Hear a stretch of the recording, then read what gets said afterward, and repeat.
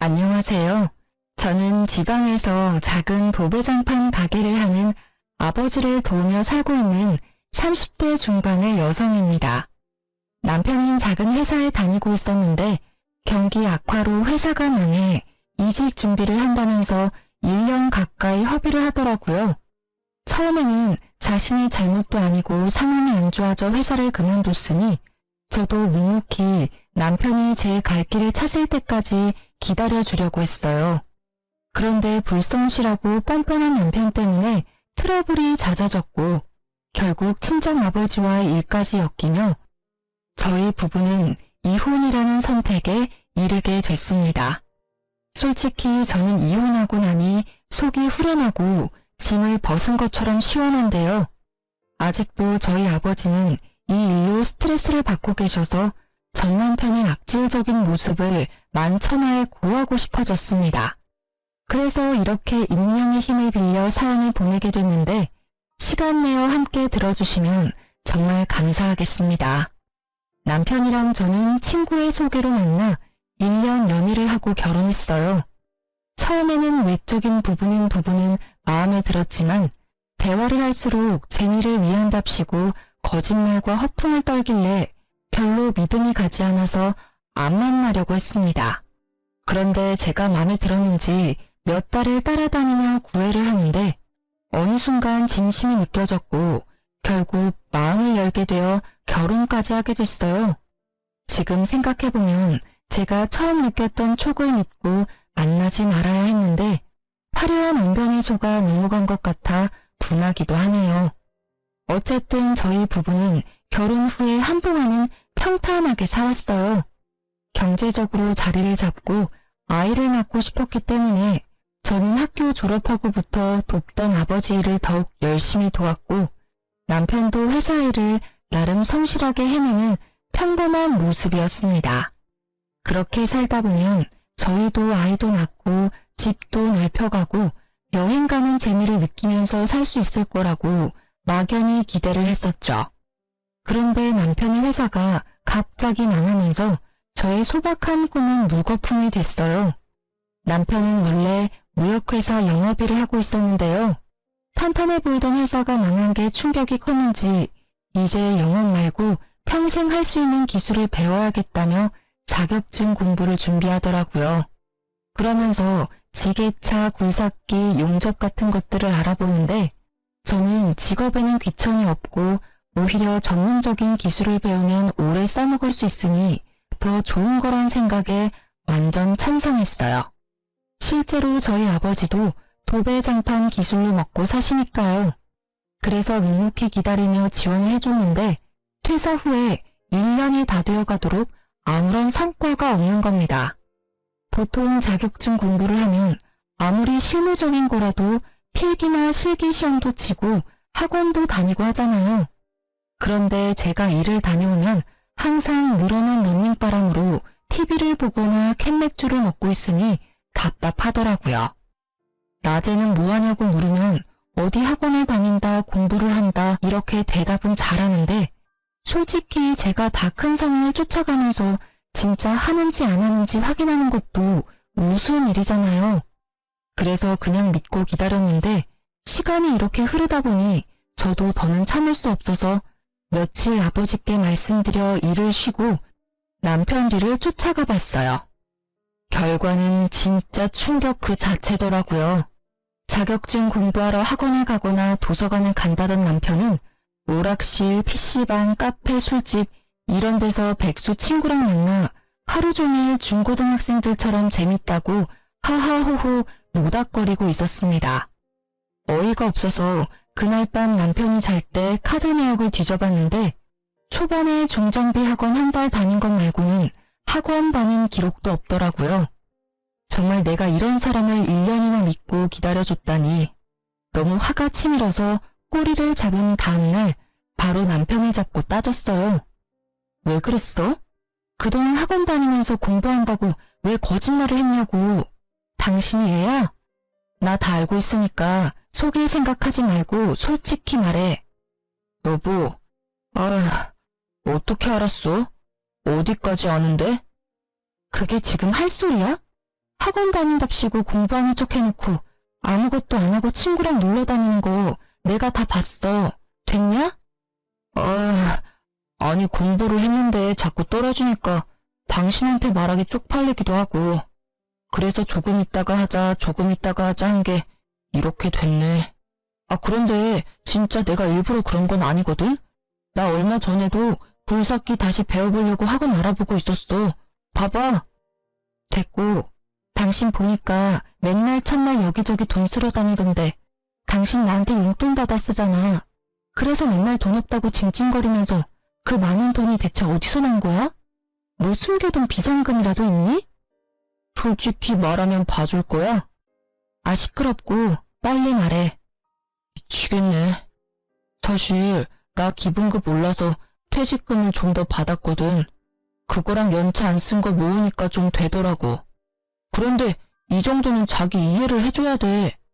요즘 애들도 공부하다가 스트레스 받으면 맛있는 것도 먹고 재밌는 영화도 보면서 좀 풀고 다시 공부하고 그러잖아. 리프레쉬. 몰라? 스트레스 받으면 머리가 더 안 돌아가. 헛소리 말고 남은 돈 지금 당장 다 내놔. 내가 관리할 테니까. 그리고 앞으로 한 번이라도 더 거짓말하면 나 진짜 가만 안 있는다. 아니 내가 벌어서 내가 받은 건데 왜 줘야 하는데. 그래야 네가 맘 잡고 공부를 제대로 하니까. 공부하기 싫어? 그럼 그냥 우리 아빠한테 와서 일을 배워. 기술 배우고 싶다며. 우리 아빠 하는 것도 기술이잖아. 야, 사위가 돼서 어떻게 장인어른 밑에 가서 일을 하냐? 남자가 자존심 상하게. 헛소리하는 남편이 너무 얄미워서 입을 잡아 뜯고 싶더라고요. 그래도 이 화상을 내가 선택했으니 그것도 내 업보다 싶어서 땅이 꺼져라 한숨을 쉬는 걸로 대체했습니다. 아니 남편의 말대로라면 그동안 공부 좀 끼적이다가 잘 안 되면 숨겨둔 퇴직금으로 돈 쓰는 재미를 느끼며 살았다는 거잖아요. 그러니 무슨 공부가 됐겠습니까? 그동안 남편이 갑자기 공부를 하겠다고 하니 답답했지만 제가 쪼으면 스트레스 받을까봐 말도 가려가면서 하고 맛있는 보양식도 해먹이고 뒷바라지라면 뒷바라지를 했어요. 그런데 이렇게 저를 속이고 뒤에서 탱자탱자 놀고 있었다니. 진짜 사춘기 아들을 둔 것도 아니고 왜 내가 이런 고통을 당해야 하나 싶어 욱하더라고요. 이런 제 마음도 모르고 꼴에 남자 자존심 운운하는 걸 보니 아직 철들려면 멀었구나 싶기도 하고 가슴이 답답했습니다. 그런데 저 혼자 이렇게 답답함을 느끼고 있자니 많이 억울하더라고요. 그래서 자기 아들이 세상에서 제일 잘난 줄 알고 있는 시무에게 연락해서 못난 남편의 모습을 까발리기로 했습니다. 욕하면서 제 속도 좀 시원해주고 싶었고요. 그래서 보란듯이 전화를 걸었는데 시무 반응이 대박이었어요. 여보세요? 어머니, 저 너무 속이 답답해서 하소연 좀 하려고요. 무슨 일이냐? 집에 뭔 일 있어? 네. 그 1년 동안 자격증 딴다고 회사 일 안 구하고 공부한 거 아시죠? 그런데 알고 보니까 제대로 공부도 안 하고 맨날 놀고 있더라고요. 진짜 중고딩도 아니고 나이 40 다 되어가는 사람이 이래도 돼요? 저 너무 답답하고 속상해요, 어머니. 아유, 난 또 뭐라고. 우리 아들이 학교 다닐 때 얼마나 공부를 잘했는데 요즘 속이 좀 답답했나 보지. 뭘 그런 거 가지고 전화씩이나 하니? 그냥 믿고 놔두면 제 밥벌이는 다 알아서 할 애야. 두고 봐라. 조금 있으면 너 걔 앞에서 이렇게 징징댄 거 후회할 거야. 징징이요? 너무 섭섭해요, 어머니. 아니 저한테 돈 없다 해놓고선 퇴직금 남겨가지고 그 돈으로 오락실 PC방 다니고 있었다고요. 어머니 아들이요. 그러는 동안 저는 뭐 했어요? 맨날 일하면서 없는 돈 쪼개서 어머니 용돈 드리고 필요한 거 사다 드리고 그랬잖아요. 그런데 제가 속이 안 답답하겠어요? 너 지금 나 용돈 준다고 유세 떠는 거니? 어쨌든 우리 아들이 뼈 빠지게 일해서 모은 돈으로 살면서 준 거 아니야. 그리고 네가 온전히 나한테 돈 준 게 몇 번이나 된다고 그러니? 아무튼 우리 아들 크게 성공할 팔자니까 조금만 더 기다려줘. 아유 속 시끄러워. 끊는다. 어머니, 어머니. 최소한 미안해하지는 않더라도 부끄럽다는 반응은 기대했는데 황급히 전화를 끊어버리는 뻔뻔한 신호에 입이 쩍 벌어졌습니다. 남편은 옆에서 실실 웃으면서 콧노래를 부르더라고요. 요즘 세상에 남편들이 비상금 조금씩은 다 만들어둔다고 하지만 이직 준비한다는 명목으로 퇴직금을 종잣돈 삼아 미래는 아무것도 준비하지 않고 띵까띵까 놀았는데 이런 남편을 저보고 이해하고 더 기다리라니 어이가 없더군요. 그렇게 남편과 냉전 상태로 몇 주를 보냈어요. 제가 도저히 마음이 풀리지 않아 투명인간 상태로 무시하고 남은 돈을 다 뺏었더니 결국 남편도 백기를 들더라고요. 짜증이 잔뜩 섞인 목소리였지만 그래도 고분고분 친정아빠에게 가서 일을 하겠다고 선언을 하는 겁니다. 저는 이제라도 마음먹고 무슨 일이라도 하겠다고 결정을 한 게 그나마 다행이라고 생각을 했어요. 그리고 다른 사람도 아니고 친정아빠랑 같이 일하면 장인어른이 남편의 사장이 되는 거니까 이 사람도 조금 더 눈치를 보고 성실하게 일을 하지 않을까 하고 기대를 했죠. 하지만 그 기대는 말 그대로 저의 착각이었습니다. 지금 생각하면 편안하게 일 잘하고 계시는 친정아빠에게 제가 똥덩어리를 한 짐 데리고 간 거였어요. 저희 친정아빠는 지방에서 작은 도배장판 가게를 했는데요. 규모가 크지는 않지만 제가 어릴 때부터 운영을 해서 단골도 많고 아름아름 소개료도 많이 일을 따고 있었어요. 친정아빠는 남편과 다르게 말없고 재미없다고 엄마가 항상 투덜댔지만 그만큼 소처럼 우직하게 일하는 성실한 분이셨거든요. 내심 깃털처럼 가벼운 남편이 아빠가 일하는 걸 보면서 조금이나마 반성하고 열심히 살아야겠다 라는 마음을 가질 수 있다면 그것도 뜻밖의 수확이라 생각을 했었죠. 물론 처음 며칠은 남편도 이 상황에 적응을 해야 하니 저와 함께 정시 출근, 정시 퇴근하면서 노력하더라고요. 회사 다닐 때 지각을 밥 먹듯이 해서 거의 잘릴 뻔한 적도 있었는데 이 정도면 장족의 발전이다 할 정도로 제 기준이 낮았었네요. 아무튼 아침에 출근해서 아빠랑 같이 재료 보는 방법도 배우고 낮에는 직접 현장에 나가서 막내로 이것저것 심부름도 하고 작업하는 것도 배우면서 차근차근 따라가려고 하는 겁니다. 그 모습이 기특해 보여서 저도 집에 오면 고생했다고 비위도 맞춰주고 외식도 시켜주면서 진짜 아들처럼 부둥부둥 해줬어요. 그런데 저 속이고 1년이나 뒤에서 놀던 사람이 하루아침에 성실맨으로 바뀌기가 쉽진 않았을까요? 조금 시간이 지나고 나니까 일이 힘들다고 투덜투덜대더라고요. 왜 또 죽상이야? 아 몰라, 너무 힘들어. 진짜 장인어른 왜 이렇게 빡세게 일을 하시냐?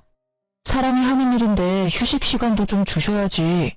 이것 봐봐, 나 손에 물집 잡힌 거. 하루 종일 땀 흘려서 기운도 없는데 손까지 말썽이고 미치겠어. 내일 하루 쉬면 안 되나? 어디 좀 봐. 아유, 이 정도 물집은 그냥 약 바르고 한숨 자면 괜찮아. 걱정 마. 그리고 이제 일한 지 한 달도 안 됐는데 벌써 이렇게 힘들어하면 어떡해. 몸으로 하는 일이니까 일단 힘든 건 각오하고 시작한 거잖아. 내가 생각해봤는데 장인어른이 너무 심해. 진짜 네가 하루 종일 천장 쳐다보면서 팔 안 뻗고 있어봐서 모른다니까. 나 팔 떨어져 나가는 줄 알았다. 젊은 사람 맞다고 여기저기서 일 시켜놓고 부려먹으려고 눈이 벌게져 있는데 와, 이 돈 받고 내가 이렇게 해야 해? 처음이니까 당연히 힘들고 돈도 작지. 그럼 사위라고 편한 일 하고 돈도 많이 받을 줄 알았어? 무슨 일이든 손에 익으면 편해지고 돈도 많이 버는 거잖아. 여보 그러려고 회사 그만두고 기술 배우겠다고 한 거 아니었어? 아 몰라. 그냥 나 돈 받는 만큼만 일할 거야. 쥐꼬리만한 돈 벌려다가 내 몸 다치면 장인어른이 보상해준대. 어린아이 같은 남편의 불평에 헛웃음이 터졌습니다. 이렇게 나약해 빠진 사람이 무슨 기술을 배우겠다고 호언장담을 한 건지 진짜 이 사람을 믿고 평생을 살아도 되나 하는 의구심이 들 만큼 한심해 보이더라고요. 물론 하는 일이 힘들고 체력적으로 지칠 수는 있습니다. 그래도 정말 의지만 있다면 정신력으로 이겨낼 수도 있고 또 저희 친정아빠에게 진지하게 고민 상담하면서 일을 조율할 수도 있는 문제라고 생각했습니다. 그런데 남편은 힘들다면서 무조건 일을 쉽게 하려고 하고 돈이 작다는 핑계로 뺀질뺀질거리는 게 너무 눈에 보이더라고요. 옆에서 지켜보는 제가 봐도 툴툴대는 게 티가 나는데 하루 종일 같이 일하는 현장 분들이 좋아할 리 만무했습니다. 심지어 몰랐는데 남편은 같이 일하는 직원분들에게도 저희 친정아빠의 뒷담화를 어마어마하게 하고 있었습니다. 나중에 한 직원분이 퇴사를 하며 말해줘서 알았는데 진짜 사위 맞냐고 몇 번이나 물어볼 정도로 심하게 뒷담화를 했더라고요. 그냥 잘 모르는 일반 어른한테 해도 싸가지 없다고 할 정도의 발언을 사장이면서 장인어른인 사람을 대상으로 서슴지 않고 해대니까 곁에서 듣던 직원들도 기분이 안 좋았던 것 같습니다. 그러다 오랜만에 친정아빠가 회식을 주도해서 직원분들이랑 다 같이 고기를 먹으러 간 날이었어요. 오랜 단골집이라 서비스도 많이 나오고 화기애애하게 단백질 보충한다면서 좋은 분위기를 즐기고 있었죠. 고기에 술이 빠질 수 없다면서 소주랑 맥주도 거하게 시켜서 소맥도 말아먹고 식당에 있는 노래방 기계로 노래도 하고 그랬어요. 저희는 괜히 장인, 딸, 사위가 한 테이블에 앉기가 좀 그래서 다른 분들이랑 어우러져 떨어져 있었거든요. 그런데 갑자기 남편이 있는 테이블에서 큰 소리가 나는 겁니다. 야, 너 지금 뭐라고 그랬어? 이 새끼가 어른한테 못하는 말이 없네? 왜 이래요 갑자기? 소리 지르면 단 줄 알아요? 아니 내가 사장님 사위라 해서 가만히 듣고 있었는데 이 새끼 말하는 뻔세 봐라. 그렇게 돈 잡고 일하기 힘들면 그냥 안 나오면 될 거 아니야. 왜 열심히 일하는 사람들 기운 빠지게 물을 흐리고 있어? 누가 분위기를 흐렸다고 그래? 그냥 조용히 대화하자는 건데 아저씨가 지금 좋은 분위기 다 흐리고 있잖아. 이거 반말도 안 해? 그래, 막 가보자 아주. 너 임마 갈 데도 없고 할 것도 없는 거 불쌍해서 일 배우라고 사장님이 배려해 준 거 아니야? 그러면 가만히 가르쳐주는 대로 배우긴 할 것이지. 어디서 장인이 고집도 세고 융통성도 없다고 나불나불대고 있어? 진짜 부끄러운 줄 알아야지 젊은 사람이. 뭐라고? 이 아저씨가 미쳤나? 살펴보니 남편이랑 친정아빠랑 같이 제일 오래 일한 실장님 한 분이 고래고래 고성을 지르면서 싸우고 있더라고요. 이미 식당이 시끌시끌하던 소리가 쥐죽은 듯이 멎고 두 사람 싸우는 소리밖에 들리지 않았어요. 진짜 술에 취한 남편이랑 실장님이 주고받는 대화를 듣는데 너무 창피해서 얼굴이 빨개지던 거 있죠? 살짝 친정아빠 얼굴도 봤는데 이마에 주름이 잔뜩이었습니다. 부끄러움도 잠시 일단 진정하고 나오라며 남편의 팔을 잡아 끌었어요. 그런데 얼마나 무거운지 꿈쩍도 안 하더라고요. 진짜 미친놈아 제발 나와라. 궁시렁거리면서 부글부글 끓는 속을 다 잡고 있는데 실장님이 불쌍해 보였는지 한숨을 내쉬었어요. 그리고는 진짜 내가 딸내미 불쌍해서 참는다. 잘해라 좀. 하면서 남편 팔을 가볍게 한 대 툭 쳤습니다. 그런데 술 기운에 자격지심까지 발동한 남편놈이 이 터치 한 번에 이성을 잃었는지 갑자기 실장님 어깨를 퍽 치는 겁니다. 가만히 있을 성격의 실장님도 아니라 순식간에 주먹 다짐이 시작됐어요. 진짜 지금 생각해도 아찔하고 쥐구멍에 숨고 싶었습니다. 평화롭게 고기 먹던 회식 장소가 아수라장이 되고 여기저기 비명이 들리고 난리도 그런 난리가 없었어요. 나중에는 누가 112를 불렀는지 경찰도 오고 그랬더라고요. 죄송합니다. 뭐가 죄송해. 여보, 사과하지 마. 뭘 잘했다고 큰 소리야? 빨리 사과드려. 먼저 친 건 이 아저씨인데 왜 내가 사과를 해? 정말 오래전부터 배운 실장님께 너무 죄송했어요. 친정아빠한테도 이런 못난 모습을 보여 죄송했고요. 그렇게 남편이랑 저랑 서로 사과하니 다투고 있는데 옆에서 가만히 앉아있던 친정아빠가 입을 여시더라고요. 최 실장, 내가 대신 사과할게. 내가 덕이 부족해서 그래. 돈 잡고 일 힘든데 내가 잘 못 챙겨줘서 이런 일이 생긴 것 같아. 그래도 내 사위인데 자네가 좀 더 참았어야 하지 않나? 자네도 사과해주게. 친정아빠의 말에 실장님이 절대 못한다고 화를 엄청 내시더라고요. 옆에서 듣는데 저도 이건 좀 아닌 것 같다는 생각이 많이 들었어요. 그런데 아빠는 사위가 먼저라면서 편을 들어주시는 겁니다. 그러자 실장님은 끝까지 사위 편을 들면 자기는 같이 일을 못한다며 자기인지 사위인지 둘 중 하나를 고르라고 최후 통첩을 날리셨습니다. 그런데 정말 놀랍게도 친정아빠는 사위는 평생 안고 가야 하는 존재라며 뜻을 굽히지 않으셨고 결국 실장님은 다음 날부터 회사에 나오지 않았어요. 정말 친정아빠와 더불어 초기부터 일을 함께 해온 에이스인 분이라 제가 다 마음이 아프고 안 좋더라고요. 정말 이 거지 같은 남편 때문에 이게 다 무슨 일인지 너무 화가 나서 따지고 싶었는데 친정아빠는 끝까지 남편 편이었어요. 정말 사람이면 이 정도로 자신을 신뢰해줬으면 정신 차리고 열심히 배우려고 노력해야 하는 거 아닌가요? 이날 이후로 에이스였던 실장님이 나간 자리를 남편이 대신해서 친정아빠 일을 도와야 하는데 진짜 배은 망덕도 유분수더라고요. 그냥 견적받으러 온 손님인데 괜히 잘 알지도 못하면서 이래라 저래라 훈수를 두니 손님이 짜증나서 그냥 가버리기도 하고 작업하러 가서도 마무리가 꼼꼼하지 못해서 다른 분들이 한 번 더 일을 해야 하는 골칫덩어리가 저희 남편이었습니다. 그러던 어느 날이었어요. 평소처럼 친정아빠 일을 돕고 있는데 이상하게 가게로 견적 상담 문의 전화가 많이 오더라고요.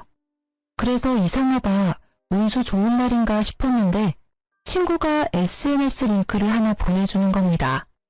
들어가 보니 낯익은 모습들이 나오는데 알고 보니 얼마 전 구축 아파트 리모델링을 한다고 의뢰해서 도배장판을 해줬던 분이 후기를 남긴 거더라고요. 제가 봐도 너무 이쁘게 사진을 뽑아주셨고 글도 잘 적어주셨는데 그 손님 자체가 인플루언서라 파급력이 어마어마한 것 같았어요. 너무 저렴한 가격에 꼼꼼하다면서 딱히 저희가 광고를 맡긴 것도 아닌데 진짜 한번 나도 여기서 해볼까? 하는 구매 욕구가 생기게 적어주셨더라고요. SNS 홍보의 힘은 실로 대단했습니다. 그날부터 입소문을 타고 손님들이 자꾸 몰려드는 겁니다. 처음 겪는 상황에 친정아빠와 직원분들도 신이 나서 싱글벙글이었어요. 이쯤 되면 정말 많은 돈을 쓸어 담을 거라 생각이 들잖아요. 저희도 상담하고 예약을 잡으면서 빼곡히 차는 스케줄이 다 돈이니까 너무 신기하고 행복한 하루하루였거든요. 그런데 어쨌든 이것도 사람이 하는 일이기 때문에 모든 스케줄을 다 쳐낼 수는 없는 게 문제더라고요. 여보, 혹시 월요일에 다녀온 전원주택 컴퓨터방 여보가 작업했어? 나랑 김씨 형님 같이 했는데 왜? 아니, 이상하게 그 방만 되게 울퉁불퉁하다고 다시 해달라고 전화가 와서. 근데 이게 처음이 아니고 사실 요 몇 주 계속 그렇거든. 아, 진짜 짜증나네.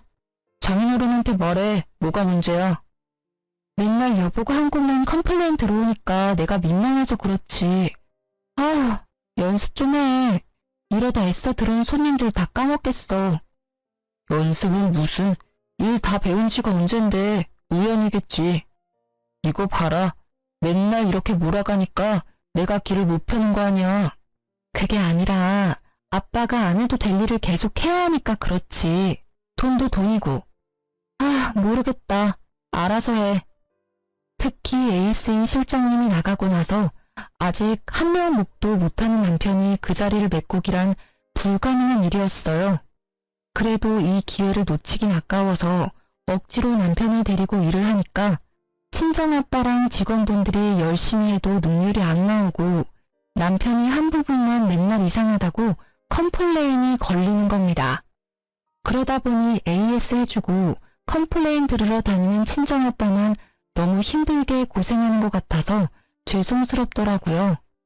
이왕 시작한 일 제대로 좀 더 노력하고 연습하면 될 텐데 늘 대충대충 그 순간만 때우려는 남편에게 화도 났고요. 그래도 큰 소리 안 내려고 꾹 참고 있었는데 어느 날 걸려온 전화 한 통에 분노가 치솟았습니다. 평수가 작은 곳이라 남편과 보조하는 분만 간 손님집이었는데 자기가 고른 고급 장판 대신에 제일 싸구려 저가 장판이 깔렸다면서 엄청 화를 내면서 일단 와서 확인을 해보라고 하더라고요. 여보, 어제 2차 아파트 다녀온 거 기억나지? 거기서 와보라고 하는데 뭐 짐작 가는 거라도 있어? 아니, 작업 다 잘 끝났는데 왜? 무슨 문제 있대? 잘 모르겠는데 자기가 고른 거 말고 제일 싸구려가 깔렸다고 하는 것 같아. 어제 그 손님이랑 확인한 거 깔아준 거 맞아? 현장에서도 같이 체크했어? 당연하지. 내가 몇 번이나 확인해서 가져갔는데 그런데 현장에는 그 아줌마 애들밖에 없었어. 자기는 먼 출장 갔다고 그냥 깔래서 깔고 왔는데 아 진짜 웃기는 아줌마네. 됐어. 내가 갔다 와 볼게. 씩씩거리며 남편이 손님 집으로 향한 후 왠지 느낌이 쎄해서 퇴근도 하지 못하고 가게에 있었어요. 그랬더니 친정아빠가 무슨 일 있냐면서 물어보더라고요. 솔직하게 말씀을 드리니 거기가 어디냐고 같이 가보자고 하는 겁니다. 알고 보니 친정아빠도 재고를 봤을 때 고가 장판이 계속 남아있어서 이상하다고 생각을 했다면서요. 그래서 친정아빠를 모시고 그 손님 집으로 같이 향했는데요. 입구부터 고래고래 큰 소리가 들리더라고요. 덜컥 겁이 나서 황급히 열린 문으로 들어갔어요. 안녕하세요. 아까 전화 받았던 장판집이에요. 여보, 무슨 일인데? 아니 아주머니, 이 장판이 맞습니다. 제가 몇 번이나 확인했던 거예요. 진짜 제가 왜 이런 걸로 사기를 칩니까? 이게 진짜 맞다고요? 아저씨, 제가 바보로 보여요? 여기 사장님이시죠? 이것 좀 보세요.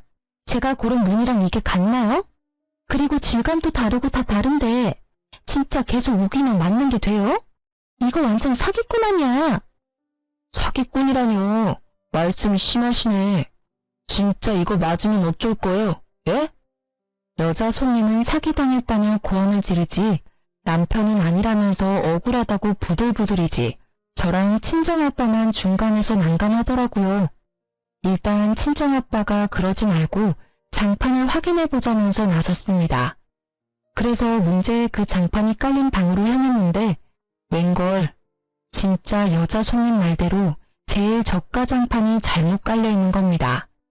제가 봐도 손님이 말하는 무늬가 아닌 걸 알겠는데 어떻게 몇 달을 함께 일한 남편이 이걸 모르는지 대체 정신을 어디에 빼놓고 다니는 것이며 무슨 기술을 배우겠다고 설치고 다니는 것인지 모를 일이었습니다. 순간 우라통이 터지는 게 이건가 싶더라고요. 친정아빠도 진짜 땅에 꺼져라 한숨을 쉬면서 이 말을 짚으시는데 너무너무 죄송스러웠습니다. 또 사과는 친정아빠 몫이었으니까요. 죄송합니다. 손님 말이 맞습니다. 이게 깔려서는 안 되는 거였는데 저희 쪽에 무슨 착오가 있었던 것 같습니다. 이해해 주신다면 제일 빠른 날짜로 해서 바로 교체를 도와드리겠습니다. 맞죠? 이거 아니죠? 진짜 기가 막혀서. 아니요 사장님, 교체됐고요.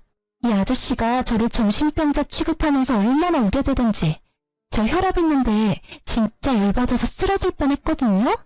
지금 여기 손도 막 떨리는 거 보이시죠? 나 이렇게 못 넘어가요. 나 고소할 거예요. 정신적 피해 보상 받아야겠어요. 남편이 실수했고 잘못 대응한 건 100번 1000번 잘못했는데 갑자기 쓰러질 뻔했다며 고소하겠다니 너무 당황스럽더라고요. 알고 보니 이 여자 손님도 인근에서 블랙 컨슈머로 진짜 유명한 사람이었어요. 고소한다고 난리 치는 거 입소문 나면 저희도 좋은 게 없으니 무마시키느라고 정말 공짜 장판 교체에 도배까지 새로 해주고 병원이라도 다녀오라고 병원비까지 쥐어주고 나니 이건 뭐 배보다 배꼽이 더 큰 상황이 됐더라고요. 문제는 이뿐만이 아니었습니다. 저희가 돈까지 보상해줬는데도 이 여자 손님이 지역 커뮤니티 카페랑 SNS에 장판가리에서 사기치는 곳이라고 글을 적어 올린 겁니다. 내용 중에는 사기치고도 적반하장으로 고객한테 으름장 놓는 직원이 있다며, 근데 알고 보니 사장이랑 사위라면서 짜고 치는 고스톱이라고 주절주절 써놓았는데 진짜 제가 봐도 설득력이 있더라고요. 작은 동네라 조금만 관심 있게 지켜보면 어느 가게인지 다 알 수 있기 때문에 타격이 매우 컸습니다. 앞서 홍보의 힘을 제대로 느꼈다고 했는데 좋은 소문보다 더 빨리 퍼져나가는 게 안 좋은 소문인 걸 뼈저리게 깨달았죠. 결국 그 많던 손님들이 다 끊기고 단골들만 띄엄띄엄 연락을 해왔지만 푼돈이라 고정적으로 데리고 있던 직원들도 내보내야 했습니다. 그러니 결국에는 친정아빠랑 남편 둘만 남았는데 지질이 일 못하는 남편 데리고 도저히 작업이 안 되는 게 문제였죠. 이러다 가게 망할 판이다. 내가 우리 딸 꼬맹이 때부터 해왔는데 지금만큼 팔이 날린 적이 없었어. 이제 어쩔 거야? 죄송합니다, 장인어른.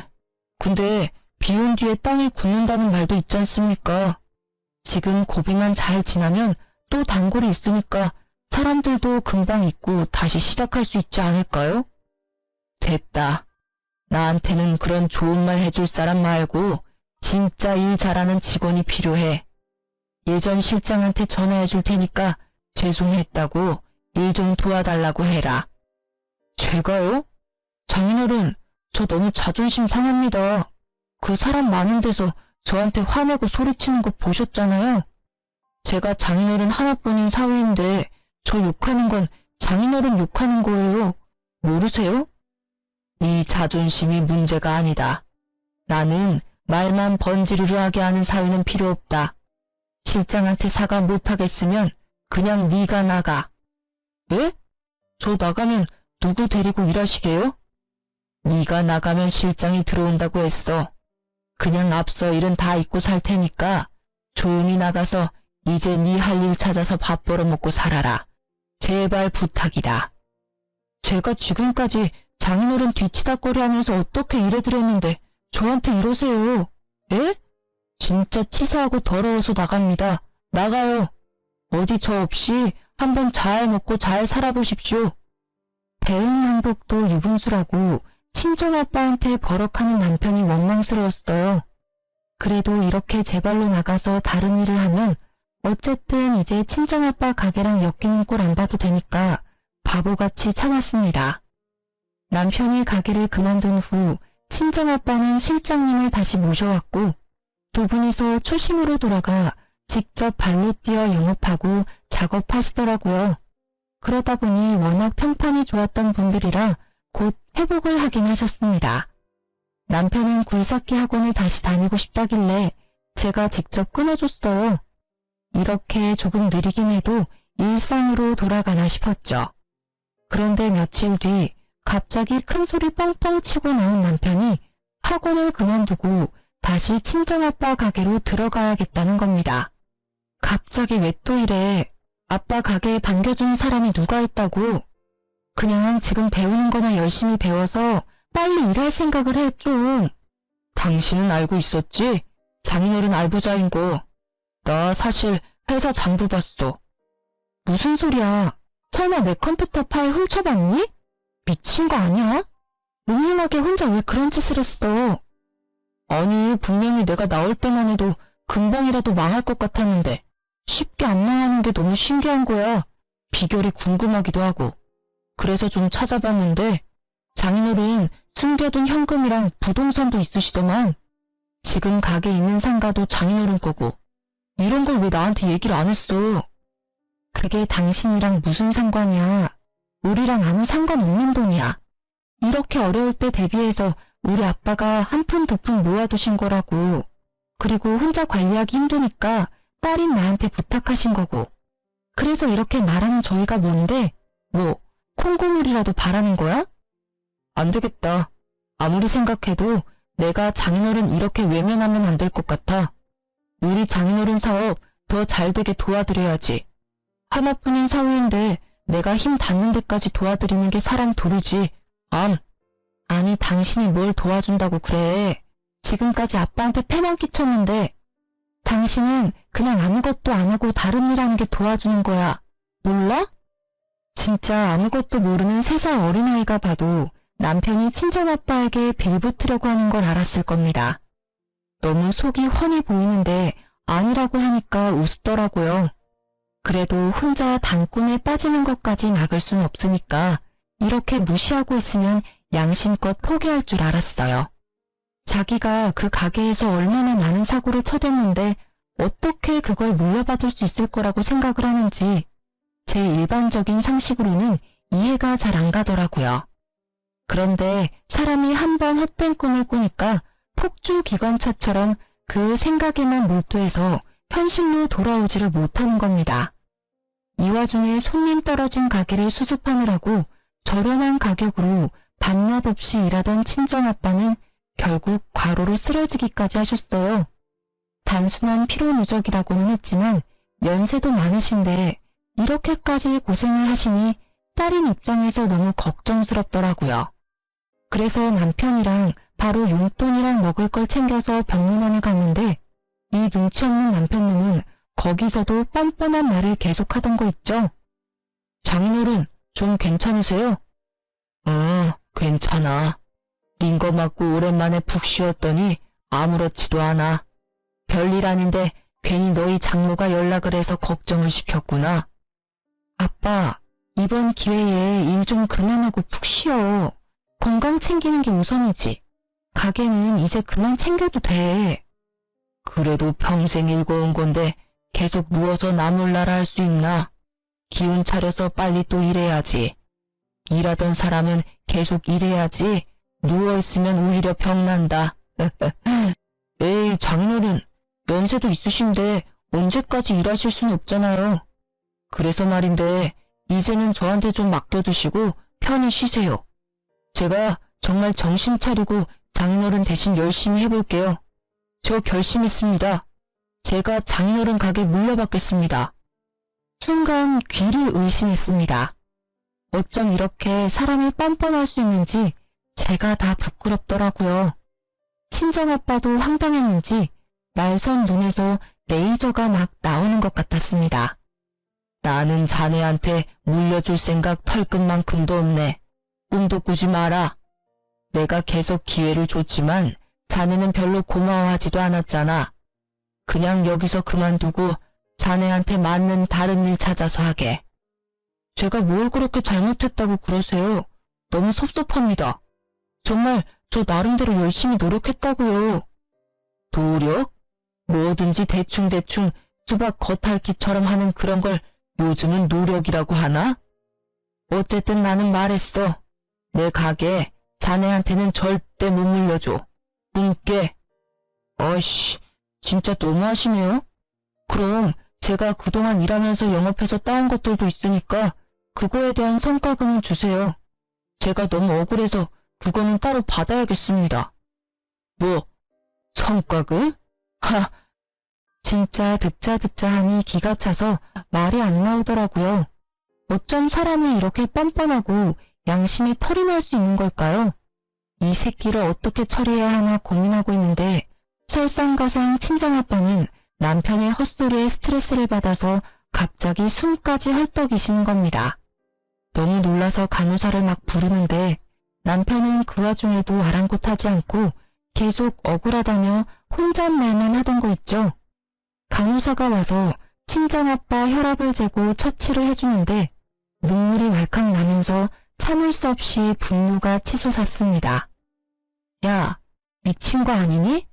지금 이 상황에서 성과금 얘기가 나오고 너 억울한 것만 자꾸 생각이 나?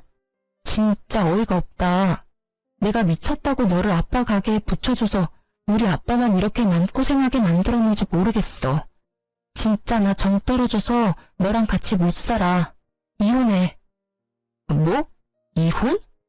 갑자기 이혼은 또 무슨 소리야? 이혼이 그렇게 쉬운 거야? 다들 나한테 왜 이러는 건데? 너무 빡쳐서 제대로 일도 안 했으면서 돈에 미쳐 뻔뻔하게 헛소리하는 남편에게 이혼을 통보했습니다. 남편은 갑작스러운 이혼 통보에 난리를 피더라고요. 그때 친정아빠가 거친 숨으로 남편에게 소리쳤습니다. 내가 진짜 내 딸 때문에 참고 참았는데 이혼한다니 속이 시원하다. 내가 자네 하나 때문에 정신적 물질적으로 입은 손해가 얼마인 줄 알아? 그런데 뭐 가게를 물려받겠다. 성과금을 달라. 간호사 선생, 나 바로 퇴원시켜 주시오. 변호사 선임해서 저놈한테 손해배상 청구해야 하니까. 뒤늦게 정신 차린 남편이 울며 불며 매달렸지만 저의 부녀는 내 사람에게는 한없이 잘해줘도 한번 문 밖에 나가면 가차없는 스타일이었습니다. 그래서 바로 변호사를 선임해서 이혼 진행을 밟고 아빠도 그간 가게 일을 같이 하면서 겪었던 일을 정리해 손해배상 청구를 하면서 뻔뻔한 남편의 행태를 고발했어요. 저는 어릴 때 아빠가 들려준 이솝 우화에 햇님과 바람 이야기를 좋아해서 나그네의 옷을 벗긴 건 따뜻한 햇살을 전해준 햇님이라는 걸 기억하고 남편에게도 정말 잘해주려고 노력을 해왔거든요.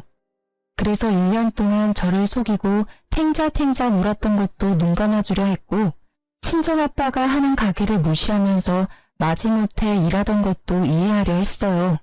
그런데 그렇게 눈 감아주고 이해했던 결과가 이렇게 저와 친정에 빌붙으려고 하는 못난 남편을 만들 줄 몰랐습니다.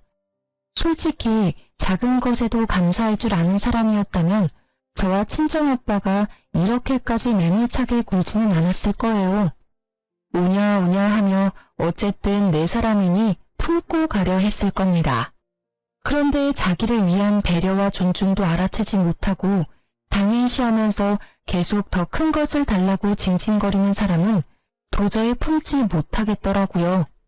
결국 그렇게 저희는 이혼하게 됐고 저는 친정아빠에게 죄송한 마음에 더 열심히 일을 도우면서 작업하는 것도 배우고 있어요. 처음에는 여자가 험한 일 하면 안 된다고 하시던 아빠도 평생 먹고 살 귀한 기술이니 배우고 싶다는 제 말에 수긍하시면서 오히려 배울 자세가 되어 있으니 체격만 큰 전 남편보다 훨 낫다고 저를 칭찬하시더라고요. 그렇게 사이좋게 부녀가 일을 하고 있답니다. 전 남편은 들리는 소문에 아직 백수라 시모한테 붙어 산다더라고요. 시모는 잘난 아들이 다시 품에 돌아왔으니 기뻐하면서 지금쯤 생활비 한 푼 안 주는 40 다 된 아들 끼고 오손도손 깨볶으면서 잘 살고 있겠죠 뭐. 뭘 해도 잘 될 팔자의 아들이니 저보고 보석을 놓쳤다고 비웃을지도 모르겠어요. 그래도 하나 분명한 건 아들 때문에 1000만 원을 잃었다는 건데요. 남편은 저랑 이혼하고 친정아빠랑 소송을 진행했는데 결국 사업장에 피해를 입힌 게 입증이 돼서 1,000만 원을 물어주라는 판결을 받게 되었습니다. 그런데 개털인 남편이 갑자기 어디 그런 돈이 있나요? 결국 시모가 아들 앞길 막힐까봐 전세금을 빼서 줬다고 들었어요. 솔직히 그동안 친정아빠가 평생 일궈온 가게 망할 뻔한 거 생각하면 2배, 3배로 받아도 시원찮지만 뻔뻔한 남편과 아들밖에 모르는 시모에게 아주 적절하게 금전 치료해준 것 같아서 속이 후련합니다. 친구들도 모두 제 이야기를 듣더니 이혼 너무 잘했다며 위로해 주더라고요. 앞으로 100세 시대인데 피 한 방울 안 섞인 다 큰 성인 아들을 제가 왜 데리고 살면서 교육시켜야 하냐면서요. 제가 생각해도 저도 모자라 저희 친정아빠에게까지 남편을 가르쳐달라고 한 게 죄송스럽고 잘못된 선택이었구나 싶어요. 혹시라도 저처럼 아들처럼 철없는 남편을 두고 교육시켜서 데리고 살아야겠다는 분들 계시다면 뜯어 말리고 싶어요. 사람은 쉽게 변하지 않더라고요. 제 이혼 이야기는 여기까지입니다. 들어주셔서 감사해요.